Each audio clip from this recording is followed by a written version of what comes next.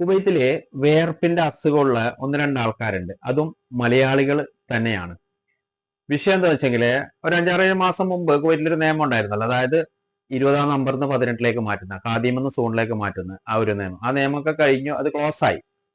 ഇപ്പോഴും ഇങ്ങനെയുള്ള ഒന്ന് രണ്ട് ആൾക്കാര്, അതായത് കുവൈറ്റിൽ ഈ 20-ാം നമ്പർ വിസ വെളിയിലടിച്ചിട്ട് വീട്ടു ജോലിയോ അതുപോലെ തന്നെ ഹോം കെയറിന്റെ ഒക്കെ ജോലി ചെയ്യുന്ന കൂടുതൽ ഇവിടുത്തെ കാര്യങ്ങൾ അറിയാത്ത കുറച്ച് ആൾക്കാരുണ്ട്. ഇവരെ പറഞ്ഞ് പറ്റിച്ചിട്ട് ഇവരോട് പറയുന്നത് വെച്ചെങ്കിൽ ഇപ്പൊ ഖാദിമ് സൂണാക്കുന്ന നിയമമുണ്ട്, അത് 10 ദിവസമേ ഉള്ളൂ, എന്റെ സ്പോൺസർ ചെയ്ത് കൊടുക്കുന്നുണ്ട്, ഇത്രയാണ് പൈസ, നിങ്ങൾ ഇത്ര അഡ്വാൻസ് കൊടുക്കണം. ഇങ്ങനെ ഈ വാഗ്ദാനങ്ങളൊക്കെ കൊടുക്കുമ്പോൾ ഇപ്പോഴത്തെ പരിശോധനയും കാര്യങ്ങളൊക്കെ കാണുമ്പോൾ സ്വാഭാവികമായിട്ട് ഇവരതിൽ പെട്ടുപോകും.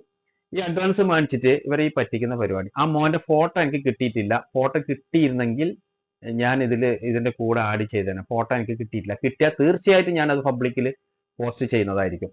അതുപോലെ തന്നെ സ്ത്രീകൾക്ക് അയച്ച വോയിസും കാര്യങ്ങളൊക്കെ ഉണ്ട്, അവരെ ഞാൻ ഈ പബ്ലിക്കിൽ കൊണ്ടുവരുന്നില്ല. പ്രിയപ്പെട്ട സുഹൃത്തുക്കൾ, ഒരു കാര്യം പറയുന്നത്, ഇപ്പൊ നിലവിൽ കുവൈത്തിൽ ഖാദിമ് സൂണാക്കുന്ന നിയമം അങ്ങനത്തെ ഒരു നിയമമില്ല. ഇനി വരുമോ എന്ന് ചോദിച്ചെങ്കിൽ അത് എപ്പോൾ വരുമെന്നൊന്നും നമുക്ക് പറയാൻ വേണ്ടിയിട്ടൊന്നും പറ്റത്തില്ല. അതുപോലെ തന്നെ അങ്ങനെ വരുന്നുണ്ടെങ്കിൽ തന്നെ ഇവിടുത്തെ പ്രമുഖ പത്രമാധ്യമങ്ങളൊക്കെ അത് റിപ്പോർട്ട് ചെയ്യും. അപ്പൊ ആരും പോയിട്ട് ഇങ്ങനത്തെ ഒന്നും പോയി തല വെക്കരുത്, പൈസ കൊടുക്കരുത്. ആ ഒരു നിയമം കുവൈത്തിൽ ഇപ്പൊ ഇല്ല.